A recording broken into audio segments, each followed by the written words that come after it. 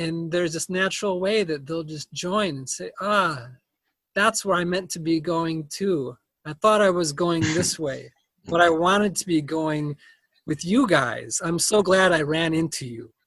And I think that's just really how it happens. It's out of our control in a way.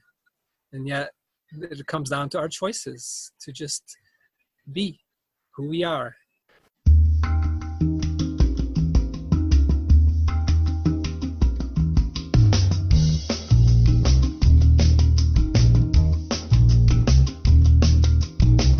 Welcome to Edgetalkers. I'm your host, Todd Lennox. Taoist, Buddhist, Muslim, Jew, Christian, Hindu, chosen few, temple burning, atheism, burning man, paganism. Those are just a few of the topics we will be discussing and the people we will be hearing from on Edgetalkers. Dogs and rats, childbearing, those without, single, married, gangs and scouts. Thank you to Matt Venuti for graciously letting us use his song, The Rhythm of Life, for our intro and outro. You can download this song and check out the rest of his songs and albums at mattvenuti.com. That's MATTVENUTI. And indeed, in this rhythm of life, we are all in this together. We're all in this, the rhythm of life. Rhythm of life. Well, it's been a while, and I decided to restart Edgetalkers. We'll call this Season 2, Episode 1, a conversation during the time of coronavirus, a coronavirus conversation and contemplation, I think is what we'll title this. As to the story of the long absence of Edgetalkers, I think that'll have to wait for another day, but let's just say Rachelle and I moved back from Malaysia, and I ended up having a pretty big health scare, which resulted in amputation of my right little toe. That still makes me cringe just to say it, but my foot is healthy and walking around as much as I can, taking some longish walks in the desert here in the Cave Creek area of Arizona, and about to embark on an 8-week coaching course with the beautiful teacher Tommy Rosen. And some things and projects are coming together nicely, including this episode, which I'm proud to present. So without further ado, because I really want you to be able to hear these beautiful people talk about what is going on right now with COVID-19. And I'll start with a few introductions. Rachelle Goering is a functional nurse practitioner, a licensed psychotherapist, a medicine woman, healer, shaman, and wellness and life coach. She joins us from her home in Cave Creek, Arizona. Jesse Blazo is a traditional Chinese medicine practitioner, avid meditator, herbal medicinist, and co-founder, along with his wife Tala, Finca La Frecuencia.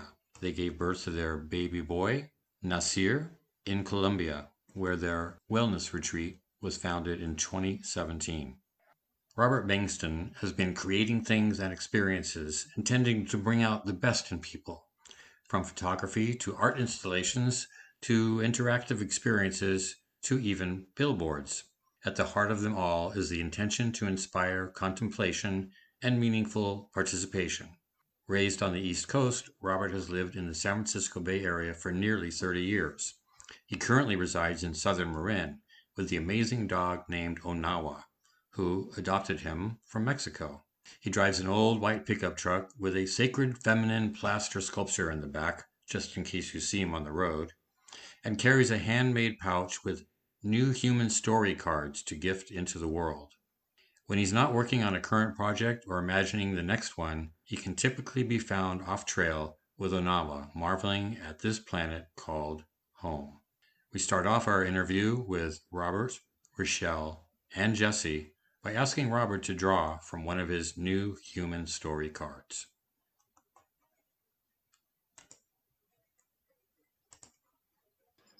Every choice you make matters. That's pretty much perfect, I'd say. That's awesome. Yeah. Thank you. Yeah. Here we are making choices. Yep, and mattering. Yeah. We're all all of us together in this COVID-19 world and the various responses to it. We've all read an essay that Charles Eisenstein calls a beast of an essay, and it is a long essay called The Coronation. And we, I think, all fall into some sort of alignment with that essay. Here's a brief clip of Charles reading from that essay to give you a sense of the tone and a little bit of flavor of what it is we're talking about today. There is an alternative to the paradise of perfect control that our civilization has so long pursued, and that recedes as fast as our progress, like a mirage on the horizon. Yes, we can proceed as before down the path toward greater insulation, isolation, domination, and separation.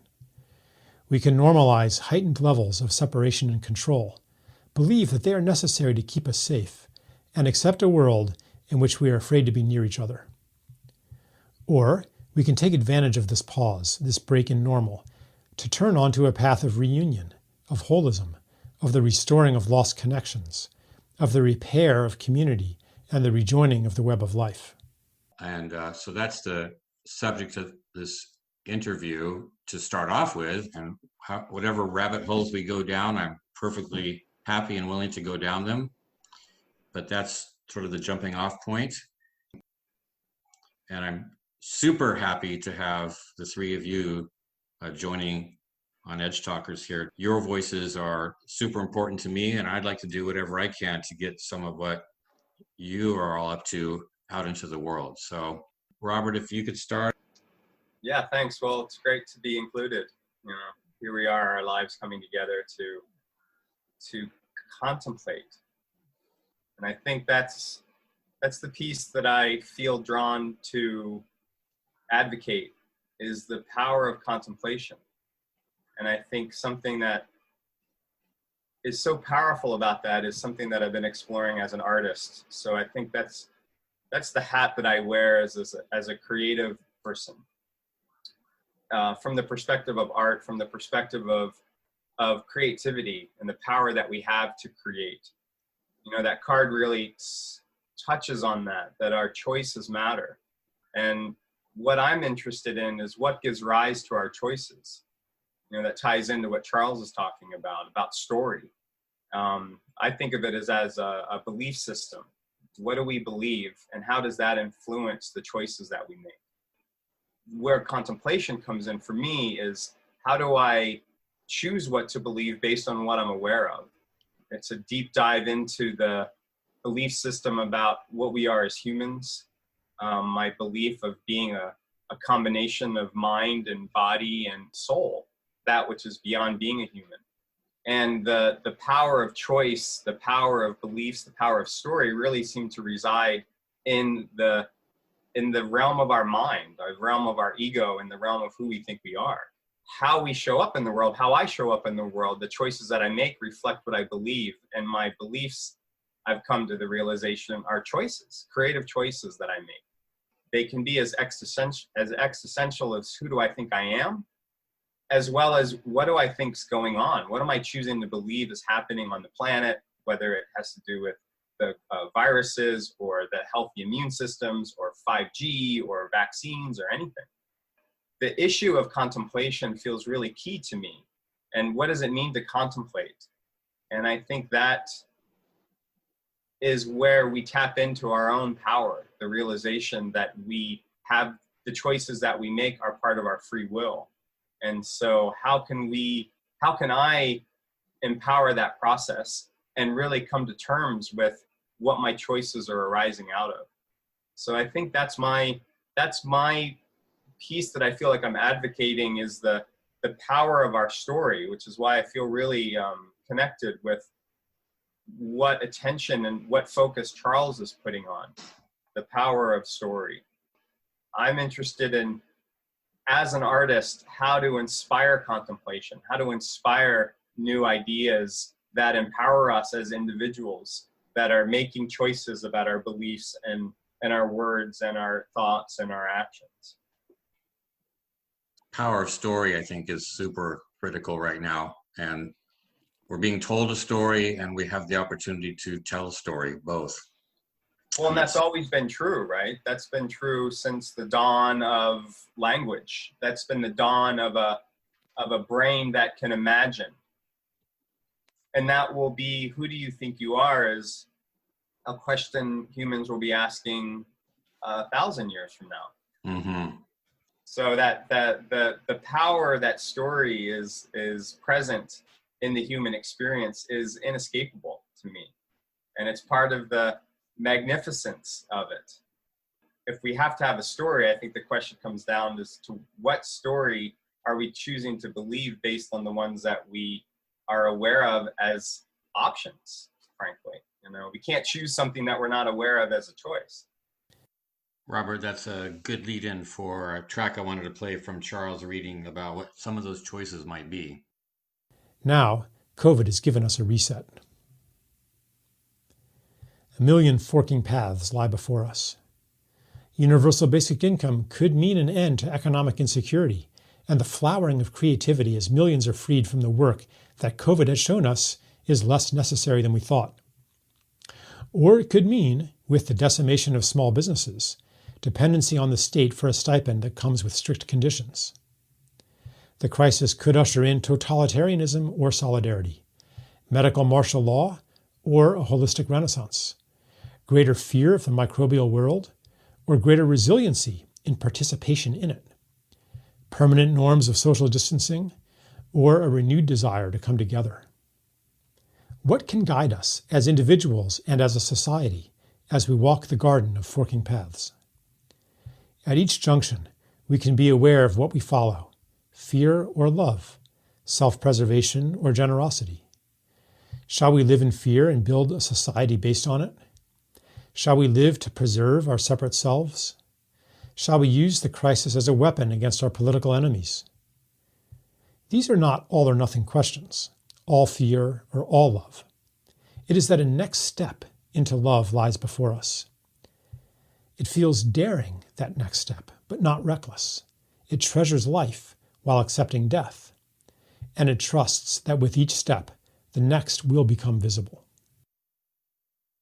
Jesse Blazo joining us from Colombia. I'd like to invite you into the conversation. I want to go off where Robert left off with contemplation. And because that resonated.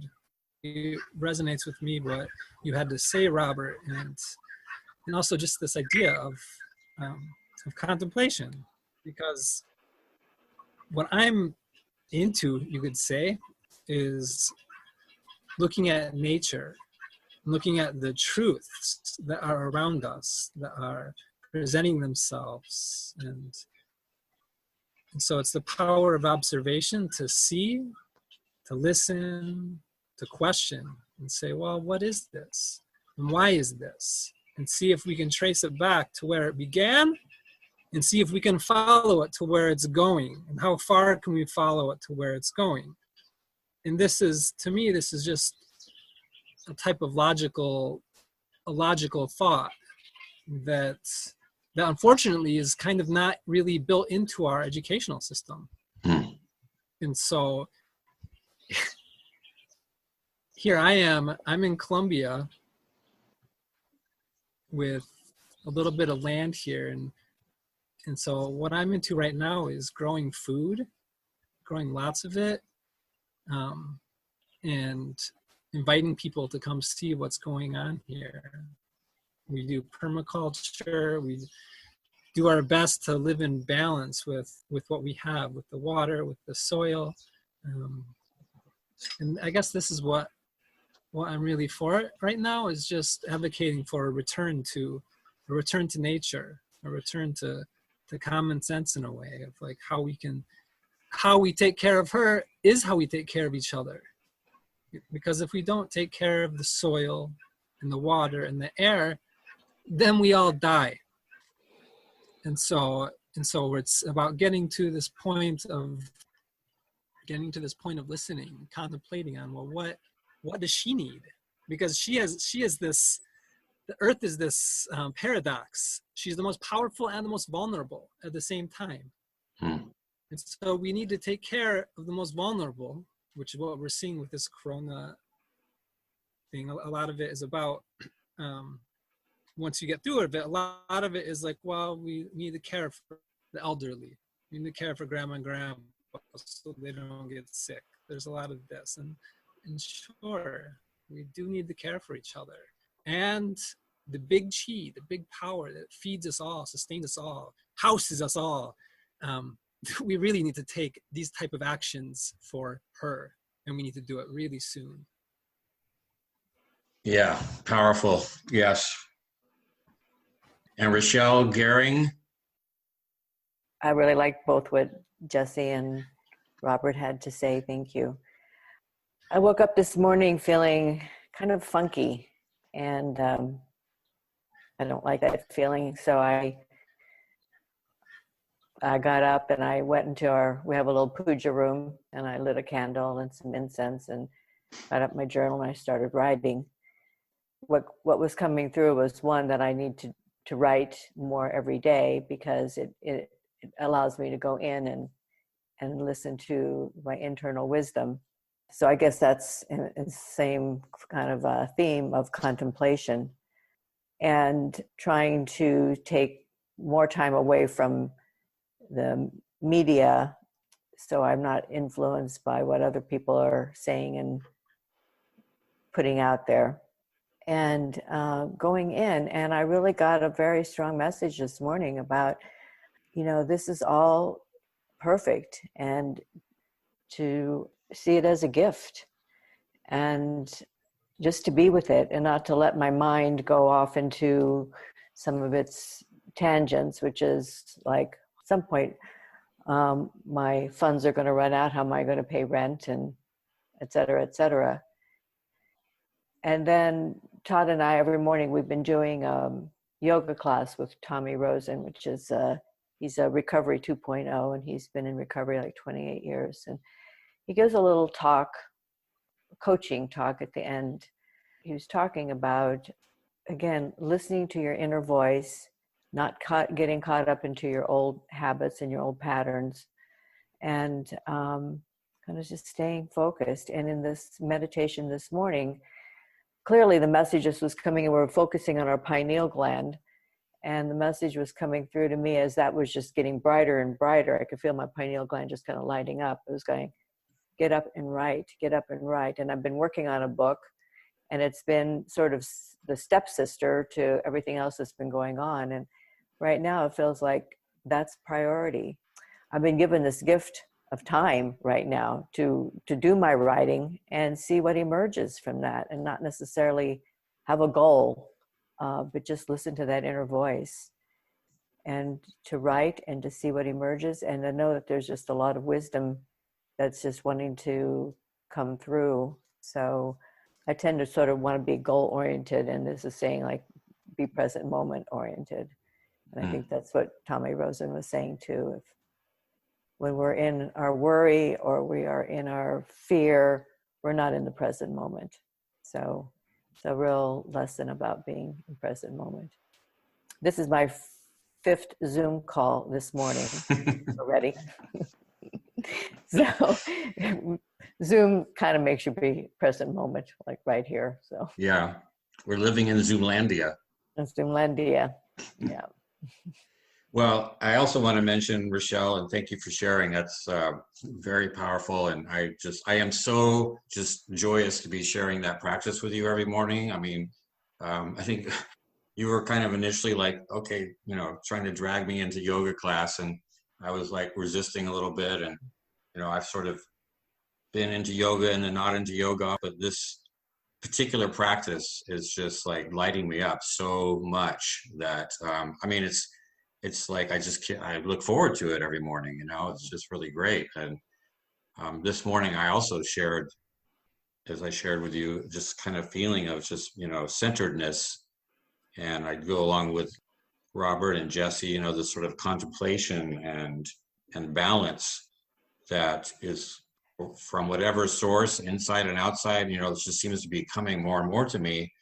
And I wonder, well, let me just say also, Rachelle is a functional nurse practitioner and really has spent most of her life in the healing arts and studying both personal immunology and what it takes to be a healthy individual, and that it indeed does take a healthy community and a healthy earth to make healthy individuals. And that's kind of the crux of what's going on right now to me. It's like there's a virus that's bringing certain things to light.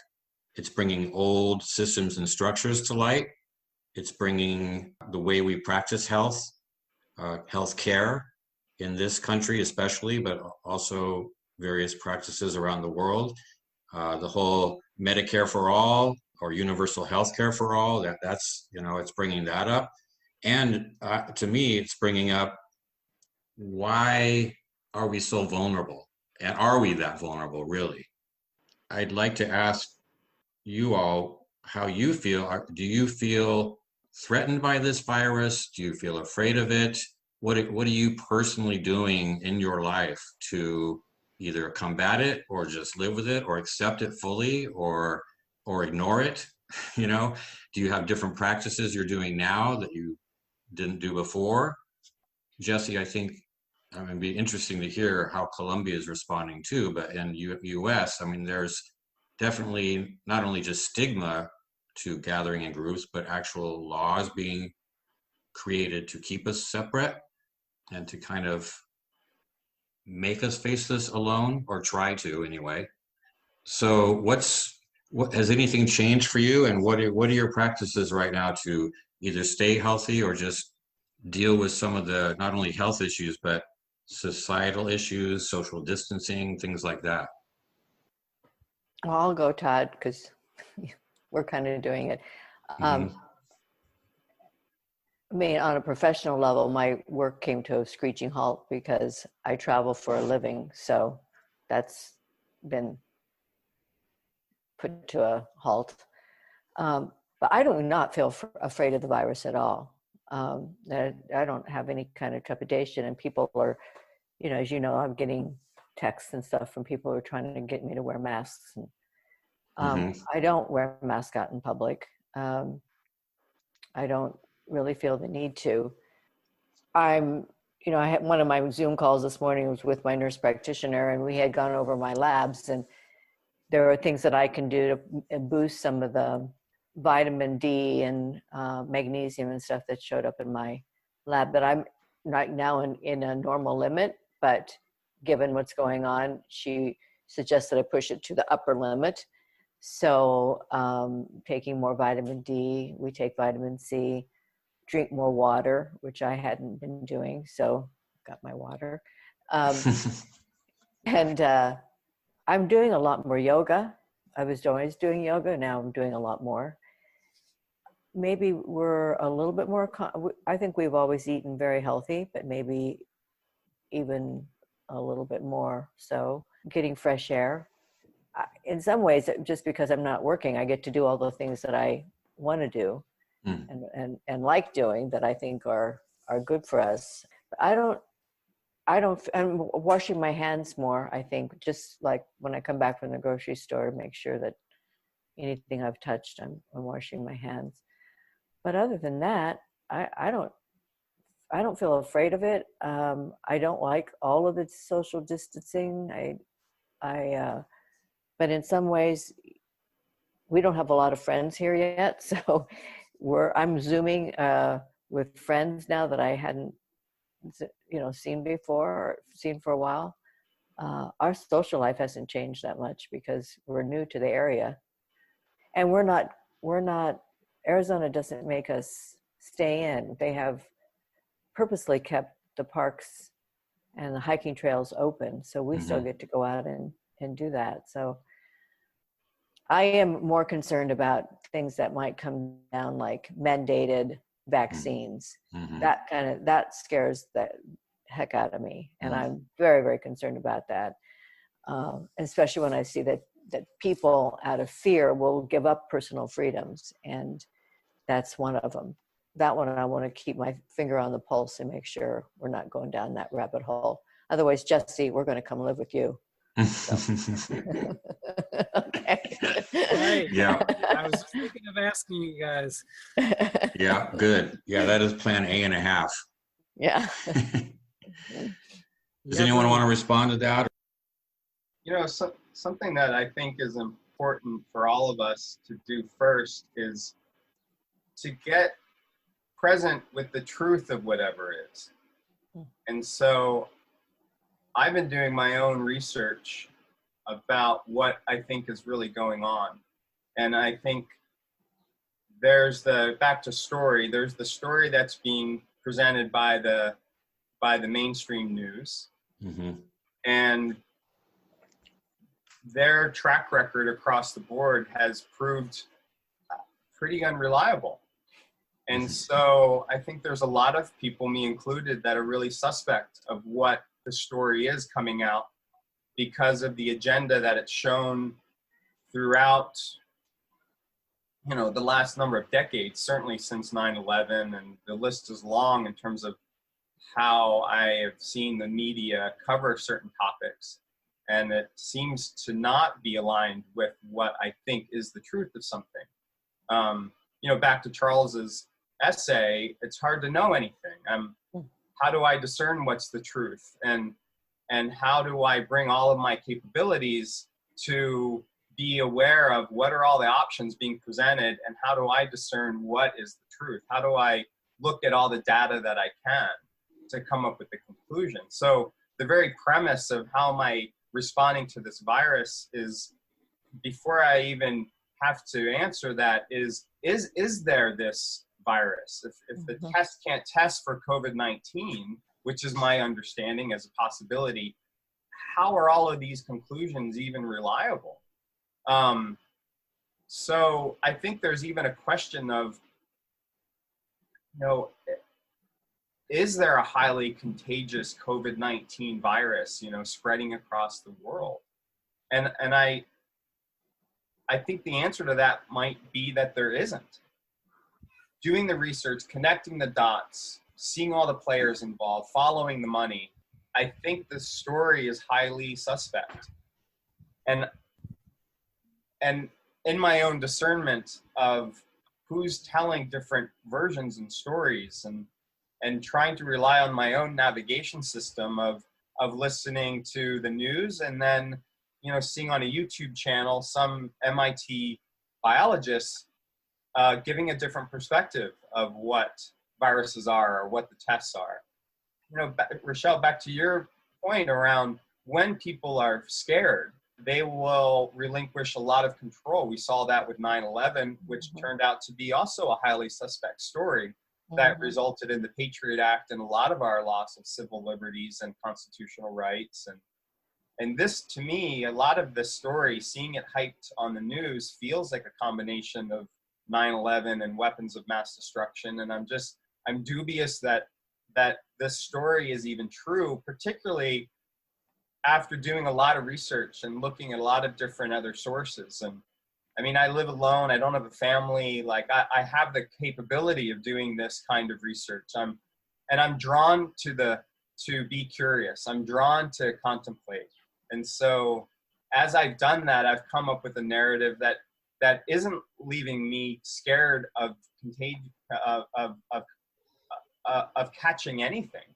At least not anything more than the common flu or tuberculosis or other things that have been happening year after year, winter after winter in our society. So, you know, it's almost like before we even, you know, come up with all these things that we're doing in response to a so-called virus, I think we really are served by stepping back and looking at all the data and saying, what is really going on? What is the truth of what is? And I think that's, to me, has been a starting point. And, you know, as a context of that, even in the story, what's the intention of the outcome? Where are we wanting to go as a society? And Jesse, I think, you know, you touched on that so well. what is the goal? Where are we wanting to get to in terms of a healthy society? And what are the factors that go into creating healthy humans, you know, healthy immune systems, healthy humans, healthy society, healthy humanity? Against that backdrop as well, okay, even if there is a virus, what are our leaders saying is the destination? And the ID 2020, mandatory vaccines, you know, police state, without addressing food, water, air, soil, airwaves, is either an intentional idea of going there, or a lack of imagination, or just a different idea of what's going to make a healthy society. And so, but I think in terms of coming back to the very beginning, how do we really discern what's happening when 6 corporations own 90% of the media? Can we really trust what's happening on the major news? And as I've done my research, citizen journalists are actually outright refuting what the media is saying are war zones and hospitals, for example, or the death rate, or that doctors are being told to artificially increase the COVID-19 deaths attributed to people. And so that's my, you know, okay, let's reel it all back in and just, how do we get to the truth of what is? And I think that's an interesting dilemma that we have, given the state of the control of information and the control of the story and the narrative, whether it's Bill Gates or Dr. Fauci or any of these characters, that when you do the research, they're all very tied in financially and financial interests, and, you know, start pulling on those threads and it just looks highly suspect, the story and the story that we're being told, and the solutions in terms of here's the destination to create a healthy society. They're not talking about food. They're not talking about healthy immune systems. They're not talking about healthy air. They're not talking about healthy livelihood. They're not talking about how we got to this place of a whole story. And so to me, in that, even in looking at where they want to go, that makes me immediately suspect of their whole assessment of the situation. Well, that's just brilliantly said, Robert. And I go back also to the Coronation by Charles Eisenstein, where he uses the story of, you know, when you're a hammer, you go around looking for nails, you know, and our controlling governmental corporate system, medical system too, is all about looking and eliminating symptoms and finding things that we can control, and either killing them or jailing them or isolating them somehow. And that's, you know, we see this thing that's like, oh, that's a virus, and automatically virus to people's minds is like, well, that's bad. We got this big hammer called the government, called corporate information, called mainstream media, and we just start hammering at the nail, even if we have to create the nail so that we can excuse the hammering of it. Let's listen to a little bit more Charles talk about this concept. Those who administer civilization will therefore welcome any opportunity to strengthen their control, for after all, it is in service to a grand vision of human destiny. The perfectly ordered world, in which disease, crime, poverty, and perhaps suffering itself are engineered out of existence. No nefarious motives are necessary. Of course they would like to keep track of everyone, all the better to ensure the common good. For them, COVID-19 shows how necessary that is. Can we afford democratic freedoms in light of the coronavirus, they ask? Must we now, out of necessity, sacrifice those for our own safety? It is a familiar refrain, for it has accompanied other crises in the past, like 9/11. To rework a common metaphor, imagine a man with a hammer, stalking around looking for a reason to use it. Suddenly he sees a nail sticking out. He's been looking for a nail for a long time, pounding on screws and bolts and not accomplishing much. He inhabits a worldview in which hammers are the best tools, and the world can be made better by pounding in the nails. And here's a nail. We might suspect that in his eagerness, he has placed the nail there himself, but it hardly matters. Maybe it isn't even a nail that's sticking out, but it resembles one enough to start pounding. When the tool is at the ready, an opportunity will arise to use it. And I will add, for those inclined to doubt the authorities, Maybe this time it really is a nail. In that case, the hammer is the right tool, and the principle of the hammer will emerge the stronger, ready for the screw, the button, the clip, and the tear. Either way, the problem we deal with here is much deeper than that of overthrowing an evil coterie of Illuminati. Even if they do exist, given the tilt of civilization, the same trend would persist without them, or a new Illuminati would arise to assume the functions of the old. True or false, the idea that the epidemic is some monstrous plot perpetrated by evildoers upon the public is not so far from the mindset of find the pathogen. It is a crusading mentality, a war mentality.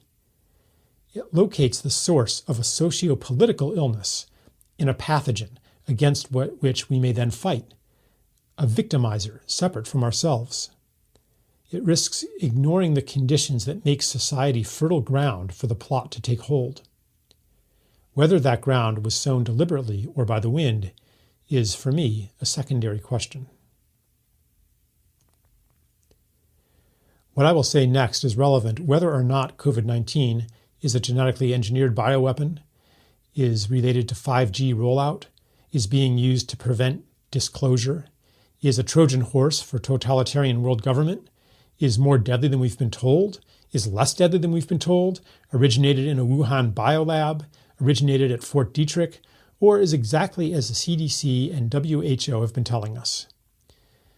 It applies even if everyone is totally wrong about the role of SARS-CoV-2 in the current epidemic. I have my opinions, but if there is one thing I've learned through the course of this emergency, it is that I don't really know what is happening. I don't see how anyone can, amidst the seething farrago of news, fake news, rumors, suppressed information, conspiracy theories, propaganda, and politicized narratives that fill the internet. I wish a lot more people would embrace not knowing. I say that both to those who embrace the dominant narrative, as well as to those who hew to dissenting ones. What information might we be blocking out in order to maintain the integrity of our viewpoints? Let's be humble in our beliefs. It is a matter of life and death. So how do we get back to the very beginning and question what is really the truth of what's going on before we have come up with all of these, what are these solutions, whether it's sheltering in place or closing down parks or mandatory vaccines or, wearing some badge that says I got vaccinated or having some certificate. Like, before we start saying that that's the solution that our leaders think we need, I think we need to question the problem from the get-go. I know you've done a ton of research, and Jesse also, I've seen a lot of what you both have shared on Facebook. Plus, Robert, you have put together a pretty extensive Google Doc, which you shared with us. And yeah, with your permission, I'm going to post that on the Edgetalkers website as a PDF. Yeah, please. And I'm with you. My opinion right now of what's going on might change in 5 minutes. And probably as a result of this conversation, that's probably a good bet. But where would you say you are right now in terms of what you think is going on? I think there is an intention by the WHO, the Gates Foundation, the CDC to take control through a vaccination program, through surveillance, through a story of intending to control that's been in place, frankly, since Europeans set sail to conquer different lands. I mean, this story goes back for as long as we have recorded history of a story, an ideology that is based on separation, superiority, entitlement. The ideology that set sail, that conquered these lands, that decimated the Native Americans, that decimated cultures, that took riches, that saw the world as natural resources.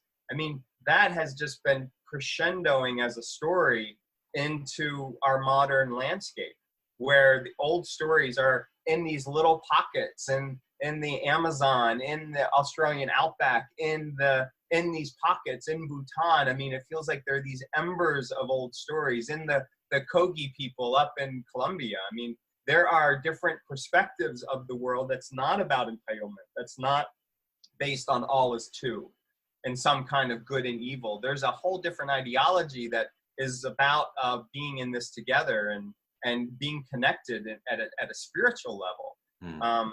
But when I track back, you know, the crescendoing of story that has resulted in this capitalistic central bank power. I mean, I think the story that is crescendoing is what I see as the big picture. The conspicuousness of story is what is, I think, poised to change. And in the changing of human consciousness, to me, is found in the root of what does the individual believe? Who do we believe we are? The power of choice at that level and how deep that goes into the Jungian subconsciousness is, I think, what we're finding. You know, the talk about consciousness, I think, for me, is found in the mind's perspective of who we think we are. When I look through that lens and what has been the dominant spread of an ideology that has become our modern landscape, that is, I think, what's coming out like a detoxifying tongue.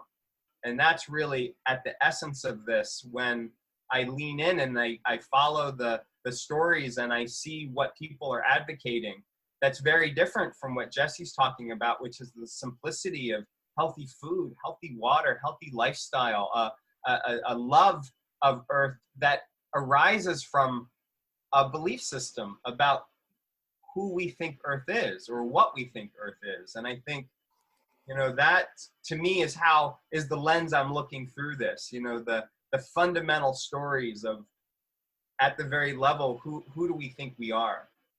How that plays out in our own fear and what we're being told and what's been happening really in the world, in the planet, in the 20th century is, I think, part of this crescendoing of the conspicuousness of that story that really left Europe and spread around the world and brings us into the modern day in the way to simplify it as much as possible.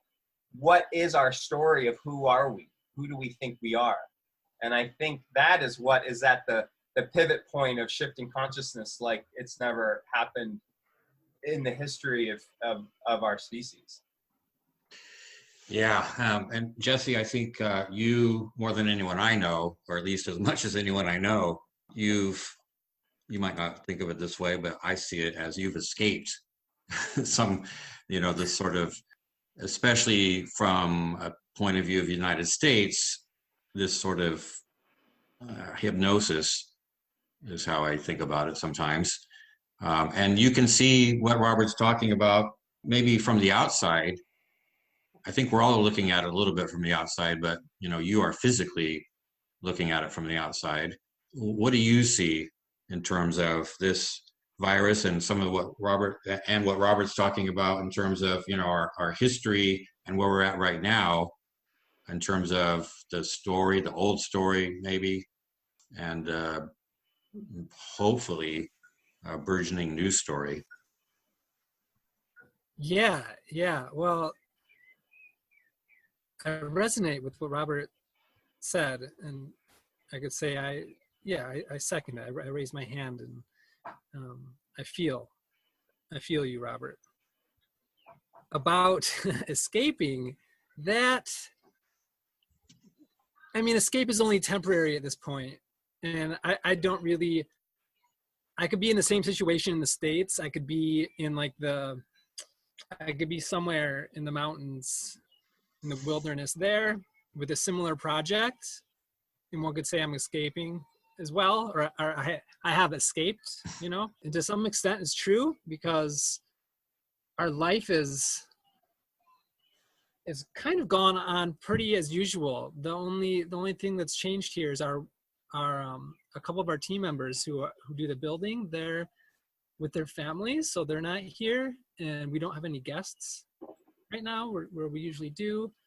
So it's just slower. But the chickens are still running around, and we're still watering all the trees, you know, because everything's just young. It's a young farm. Most of the trees are 2 and 3 years old that we planted, and getting to the corona, the corona, or what it's, we should just say what's being called corona.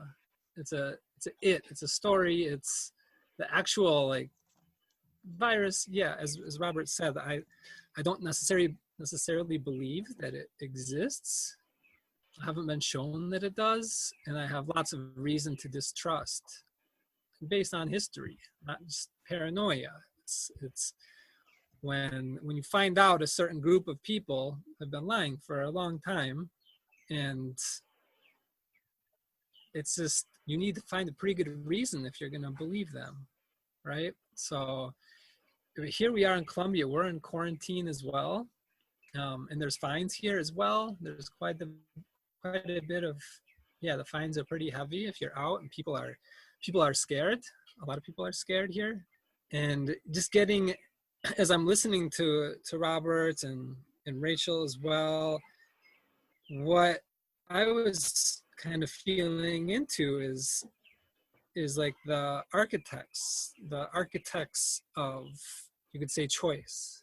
And so we're how many billions of people, 7 billion or something in the world. And we all theoretically are responsible for our choices. We theoretically can create our choices every minute, every second, every day. Yet somehow it's like a great magic trick. It's amazing. Most of us, we don't create from this place of listening to who we are. Our life is being architected by the other. Or by others, you could just say by others. Like, we're not really following who we are. And it just happens to be that the architects are very caught in the story of separation.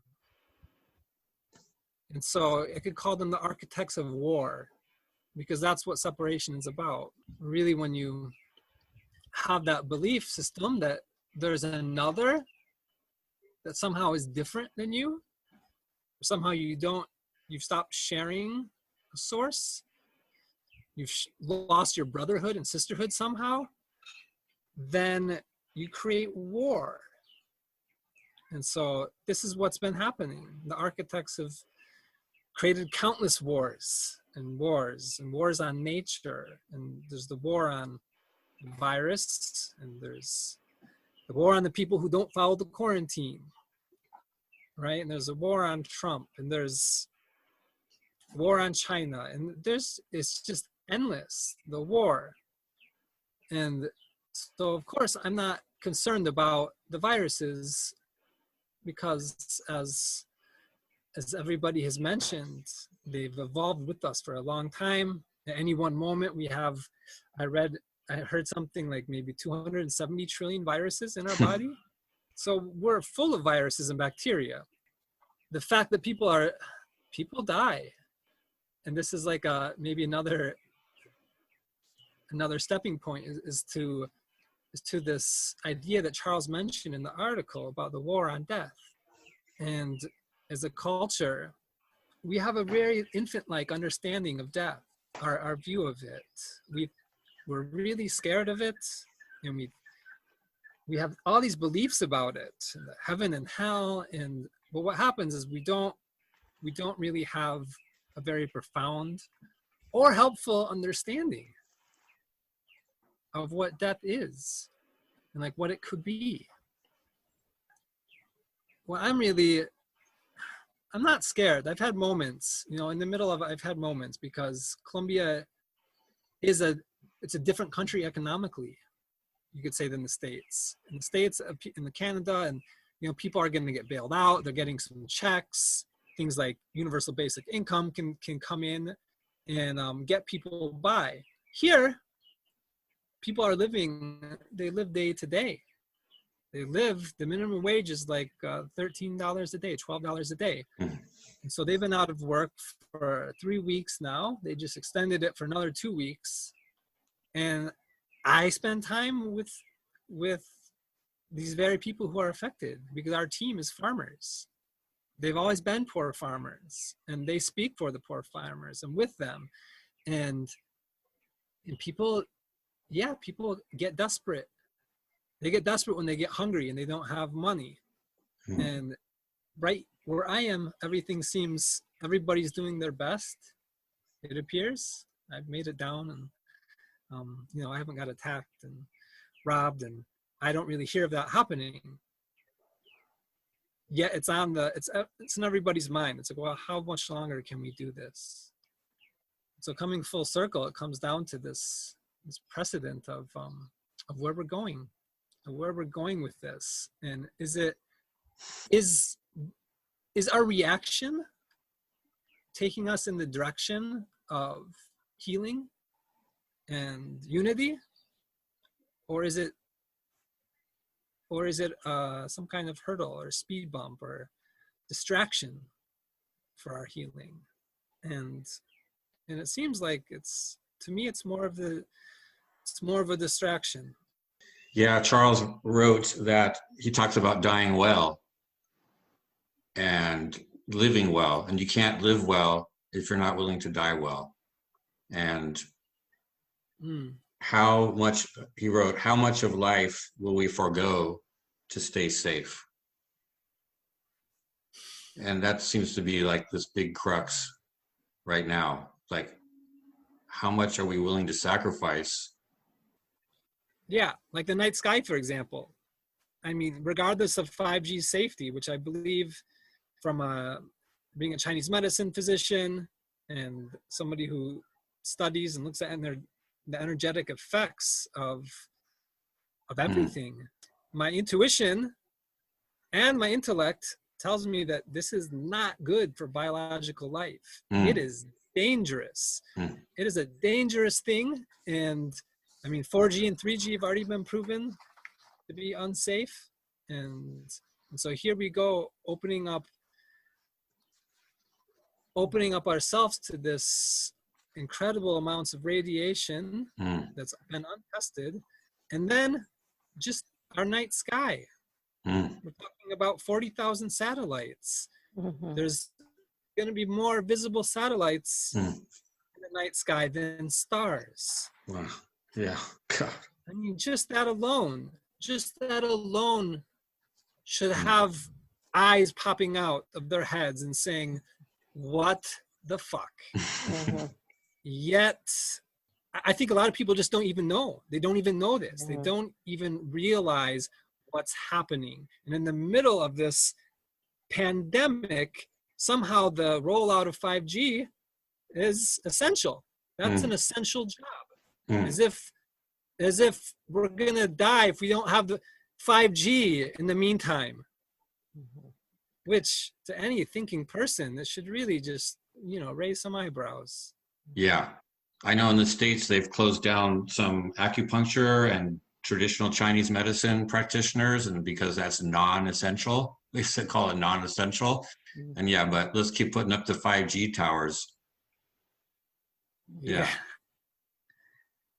Rachelle, I know that you've been concerned with these sorts of issues for quite some time, even pre this present quote crisis unquote.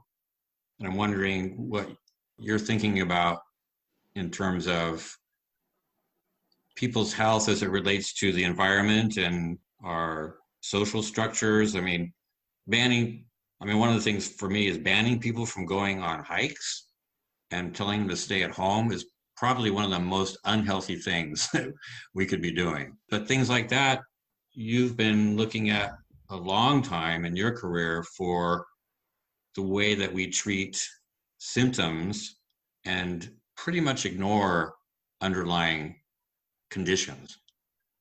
Yeah, well, and I think that's why I got out of medicine for a while, and then I found out that there was a whole branch of medicine called functional medicine that was looking at, the whole system, really, not just the person, but the whole system.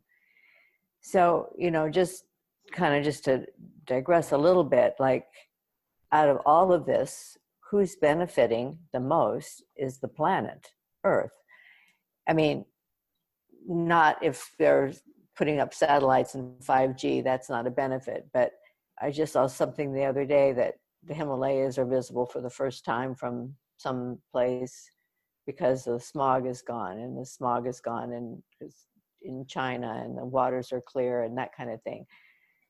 And so I'm also sort of looking at that as like, well, is there another story going on here that's not, as Robert's talking about the story, it's like, is the earth participating in this story, you know, rather than just being like, you know, like she's going, okay, I did, you know, we had raging fires and we've had hurricanes and we've had ice caps melting, and that wasn't enough. So now this, I mean, is Gaia in some aliveness participating in this?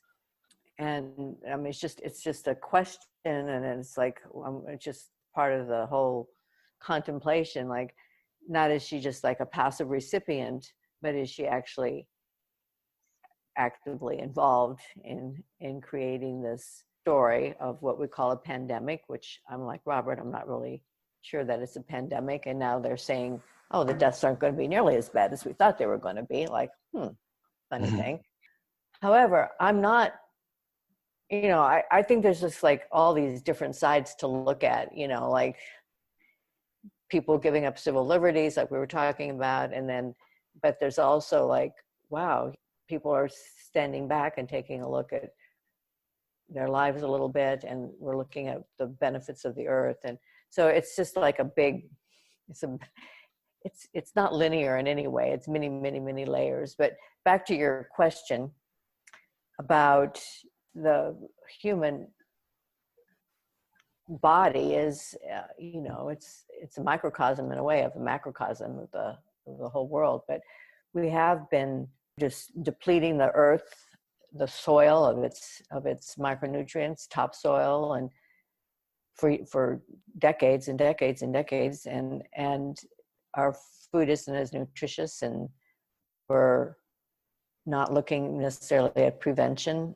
Even people's bodies, when they were coming into me, you know, and Jesse, you can probably relate to this too as a holistic practitioner, like they're not absorbing the nutrients because their ability to absorb nutrients is compromised because of all the stuff that they've been putting into the system. And even if you are eating as healthy as possible, food isn't as healthy as it used to be. And it's, what about all the toxins in the air that we don't have any control of, and toxins in the water and that kind of thing. So, you know, we can't really sustain a population. Health is kind of a moving target anyway, you know. It's like, how do we stay healthy and get healthy? So it's been, yeah, a story that I've been looking at for a long time, and, you know, went back to school and studied a whole new avenue of medicine after being out for quite a long time, because the old paradigm wasn't working, but it's still out there, obviously. I don't know how you get people to change. This is maybe an opportunity to get some people to change, but, you know, it's interesting because I have feet in both worlds, a more traditional medicine and then alternative, and people's coping skills, the ability to cope with this vary from, you know, they're handling it, it's not a big deal, to other people incredibly anxious and not really knowing what to do. And being so isolated is very detrimental. It's very hard. For some people, isolation is not a big deal. They're used to it. For other people, it's incredibly challenging. So I think the social isolation can be very hard for people and not so healthy. You know, this pause that we're experiencing as a culture, and even as a world, does give us opportunity, as Charles says, to, you know, there's 100 forking paths, you know, it's a garden of forking paths, and there's 100 different directions we could go right now that maybe there weren't so many directions before. You know, to me, that's what it feels like. There's kind of a linear progression maybe, and maybe we'd get Medicare for all, maybe we'd pass the Green New Deal, but looks like probably not this time around, and all that sort of progression. Now it kind of seems like, well, there's actually a pause, and I think people are becoming more conscious right now that, hey, you know, there's more going on here than I thought was going on. I think there is an opportunity for us as humanity to really start to choose, like Robert's saying, like really, like where are we at, and start to choose maybe differently than before. Maybe some of the automatic, like the architects, Jesse is saying, you know, the architects of our reality, even if you believe in a cabal or the Bilderberg group or, you know, the Bill Gates investment in vaccines that's obviously going to pay off for them down the road when, you know, everyone's forced to take vaccines. Even if you believe in that, which I mostly do, that's really a relatively few in numbers amount of people. I mean, there's maybe a half dozen or a dozen that really have some power in this regard, and you know, however many billionaires there are and corporations. Okay, let's give them in the thousands or hundreds of thousands. There's 7.5 billion people on this planet, and we're propping them up. And if we can actually come to an awareness of how we prop them up, we can walk the other direction, and that whole propping them up just goes away. I mean, that's what I'm mostly hopeful for. I don't see it happening with this. Today is the day after Bernie Sanders dropped out of the race or suspended his campaign, and we got a choice between a bumbling fool who can't finish a sentence and another guy who thinks he's the greatest things in sliced bread. You know, these are our candidates in the United States, neither of which I can probably bring myself to vote for. So that, to me, that whole political thing, that seems out. I'm gonna still stay involved politically, but nationally, well, I don't know, you know, just, but it's closer now than it was 3 weeks ago. It's closer now than it was 3 weeks ago. And I think a lot of this is people are going to wake up and say, wow, you know, I thought this whole other reality was going on, but look, we can actually do without going to schools. We can actually do without going to the store every time we want a candy bar or a pack of cigarettes. We can actually do without a lot of the stuff that we've become addicted to, the addiction to our way of life. It's a real thing. And I've discovered it in myself. I used to just get in the car and go somewhere when I wanted something. Now I don't, you know, now we go for a walk in the desert instead. And a lot of my old ways of being, I'm really looking at like, man, you were just doing shit because you saw something on a commercial, or you felt the tug of everyone's doing this because everyone else does it. And we have a real chance now as humanity to choose differently.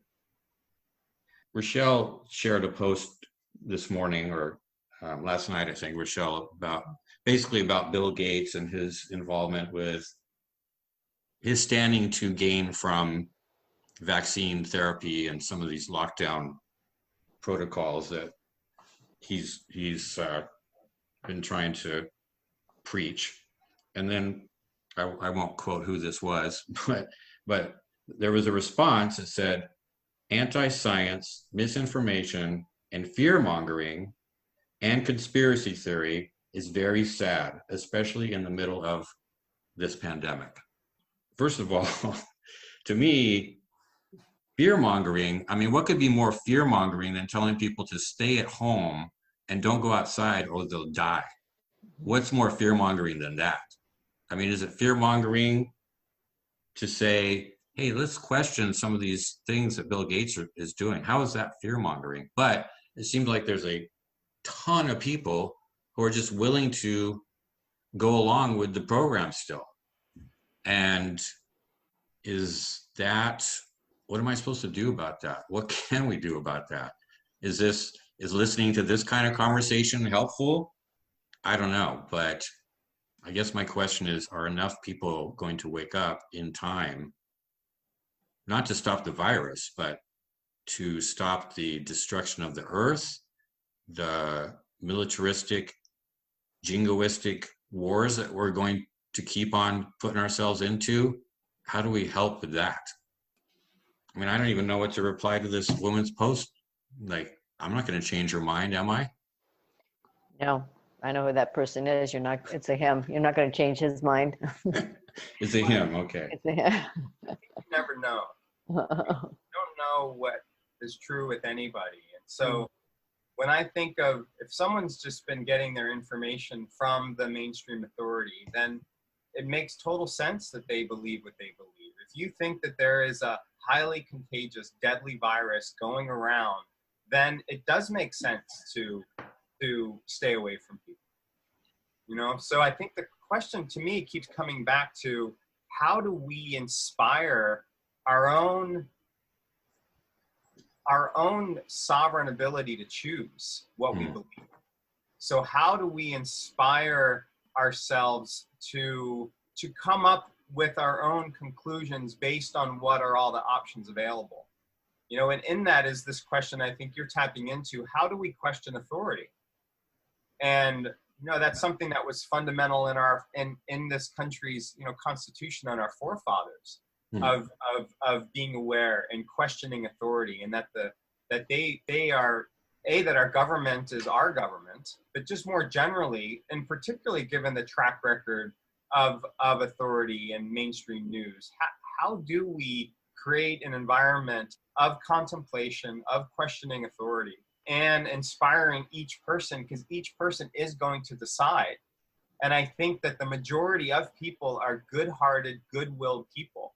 And that if you can present and ignite one's own ability and empowerment to choose, then they're relied to come up with their own conclusions. And that's what we're all going to do. And so, you know, as we're here, how do we, I guess my question that I'm asking is, how do we inspire the conversation to get to the very fundamentals that are giving rise to all of these things we're seeing, from the Gates Foundation to vaccines, to capitalism, to you name it, pollution, fast foods, fertilizers in our food, aluminum in the air, like how those are all expressions of a belief system.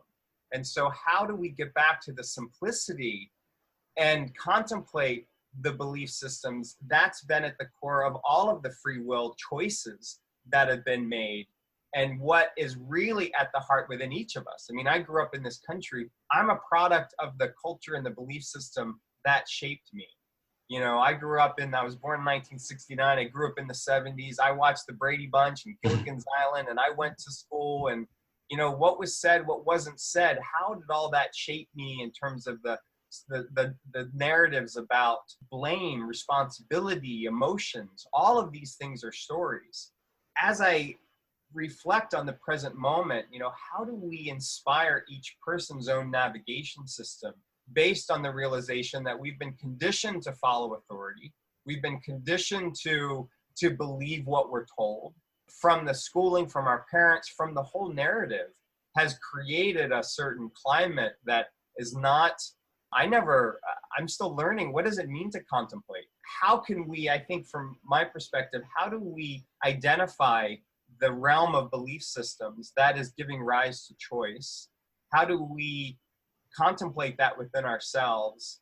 And on a practical level, how do we question the stories that we're being told? You know, how do we make it okay to question authority? How can we make it okay to say, I want to have transparent, honest debates about what's really going on?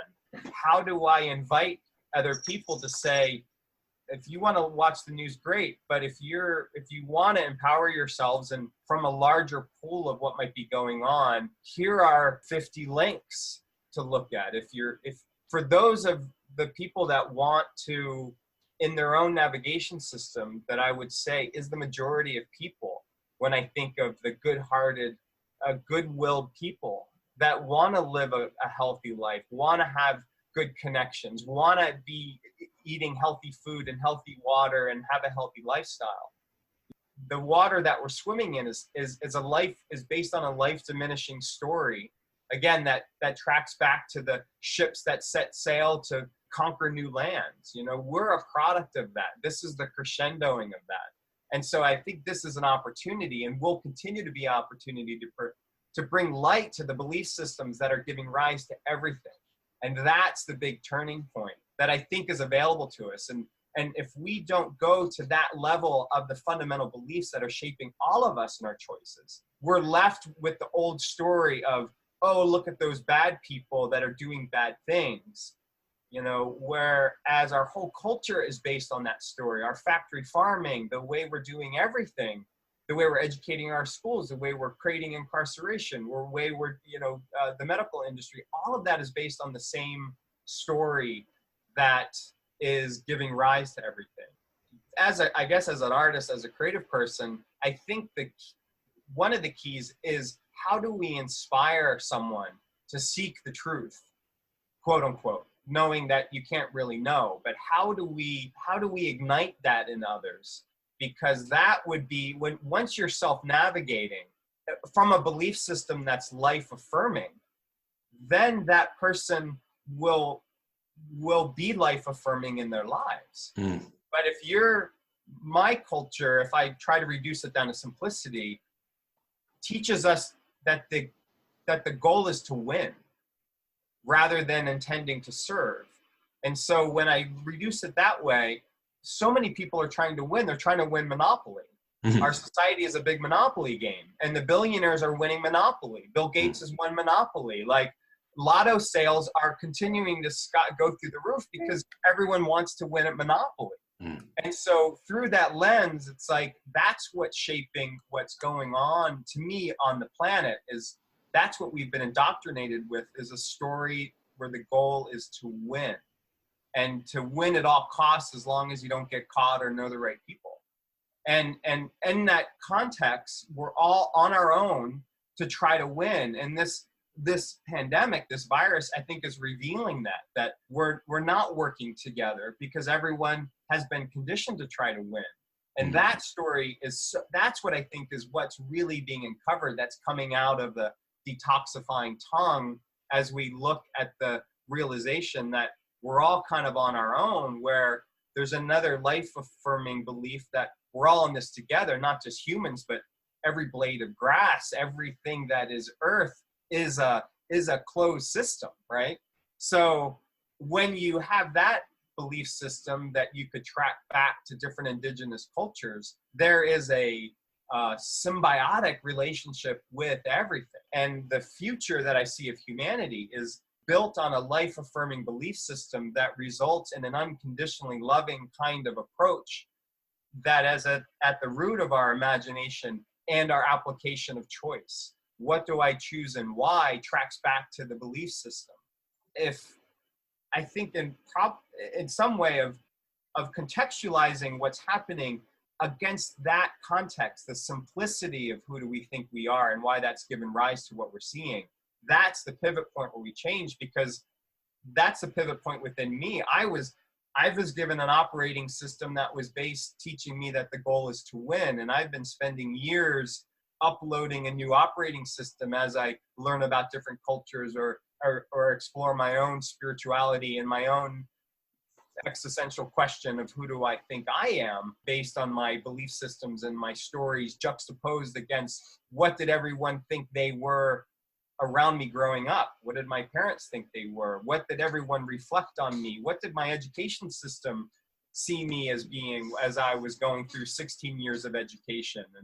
And against the backdrop was that whole process trying to teach me to be a winner? And I think, yeah, hook, line, and sinker, you know? And so as I've been pivoting with a new operating system, a new belief system that's resulting in an intention to serve, everything starts to shift. How do we, I guess, to bring it back, how do we empower each individual's experience of being the center of their universe based on their belief system? And on a more practical level, how do we shine the light of honesty and transparency in questioning authority, in questioning a mainstream media source that is proved time and time again to be with an agenda and non-reliable? So how do we question that without getting that kind of response? How do we question it in an earnest, sincere way that's not trying to keep a division, but just trying to get to a perspective that is fundamentally life-affirming, not only in what we believe, but what directions do we want to move into? And I think that's also really revealing in terms of what can we imagine? How can we use our imagination, and where do we want to go? Because that will track into what do we do now. I think there's something about introducing a new perspective of the fundamental story, because it's getting below the surface, getting behind the curtain of what is, to realize the soil that everything is rising up out of is that fundamental story of who we think we are and our belief system. Because the choices that we make reflect the beliefs that we hold. The intentions that we have in our lives as individuals or as a culture or a humanity reflect the beliefs we hold about who we think we are and what we think everything is. And that, to me, is when I seek the most simplified essence of what everything created is expressing. I mean, as an artist, I realize that what I create expresses what my beliefs are, what my intentions are to create as an artist. And that's true with every thought, every word, every action is a creative choice that reflects the perceptions and intentions, which is an expression of the fundamental story at the most basic level of who we think we are. And that is what I think is in transition now. That fundamental, that the whole society, the expression of our created society, which is a creation, is an expression of those beliefs. And I think we see, what does Bill Gates believe about who he thinks he is? What does Fauci think? What do you think? What do I think? You know, and that will reveal how kind or of service fundamentally are people based on what is really at the core giving rise to that. And until we get to that level, then I think we're not talking about the root system that gives rise to what we're seeing. And that what we've been seeing, again, ever since we have recorded history of someone going into a new place and bringing their ideology that shaped what was their intention when those ships came to the Americas. What were the intentions of why they were traveling, you know, to explore new lands? And was it based on the attempt to try to win in some way, you know, based on a belief system that was based on superiority and scarcity and commodification and ownership and all of that as an operating system? And so that seems really fundamental. And now, in a practical way, how do we question authority? How do we empower ourselves with trying to just get to the truth of what is? Because that will dictate what we do from here. We have to get present with the truth of what something is in order to respond in a life-affirming way. And so, you know, that comes back to how do we do that? How do we empower ourselves? Are we empowering ourselves to get to the truth of something? Wow. Well, I really love you talking about being inspiring, being life affirming, and first of all, just recognizing, I love the metaphor of the Monopoly game, you know, just recognizing that we're in this Monopoly game that we've all been taught to play so well. No matter what piece you are, you could be the little shoe or the hat or whatever, we all sort of have our piece to play. I just love what you're talking about in terms of recognizing the game we're in and looking and seeing how can we be inspiring? How can we be life affirming? And the people in the comment section, if you're life affirming, if you're inspiring, if you're living a life well lived and sharing your knowledge, people are going to be like, well, yeah, I want some of what Robert's got. That Jesse, he seems pretty happy, and I want to hear what he has to say. Of course, I want to hear everything Rachelle has to say already anyway, but I think that staying in that, and it's not Pollyanna, it's being really real and knowing that our lives, I think our human destiny rests upon our ability to make that choice to give, to serve. Jesse, you look like you have something to say. Yeah, I did have something bubbling, and it's just building on the question and building on everything that you and Robert had to say around this question of, I think a lot of people have, and my wife has had it, friends have had it, I've had it, where it's, well, what can we do to get others on board? What can we do to really link hands globally, and all walk together? And it's a question that has no answer, because we can't force it. We can't change anybody's beliefs by arguing, by intellectualizing.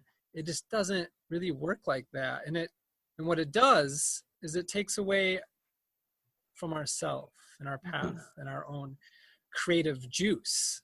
And it does come back to this. It comes back to us feeling our creative juices and letting them show up for us in the world.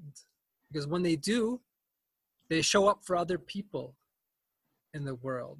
They're not just going to show up for us. You don't need to force it.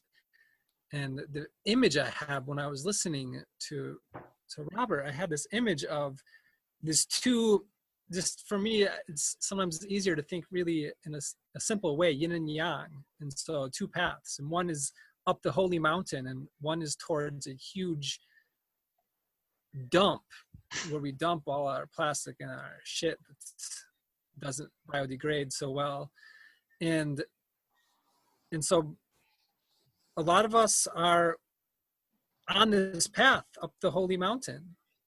And the question is, well, how do we get other people to come with us on this path? Because we see them, maybe our view is that they're on this other path, and they're bringing their garbage to this garbage pit, and they're spending their precious life source. They're going to jump in, and they're going to just contribute to more destruction than unity and creativity.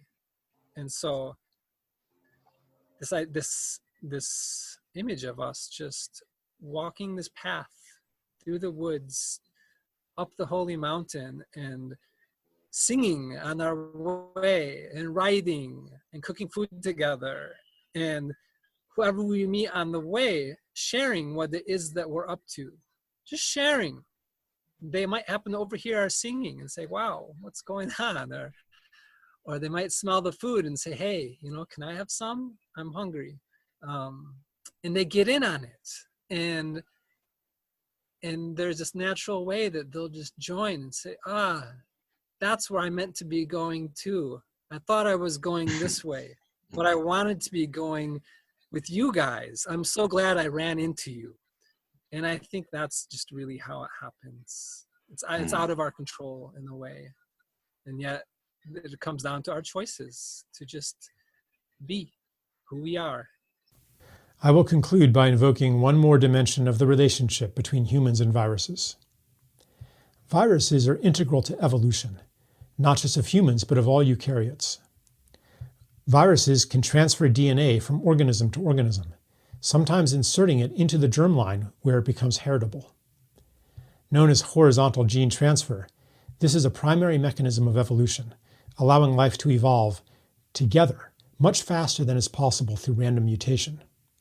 As Lynn Margulis once put it, we are our viruses. And now let me venture into speculative territory.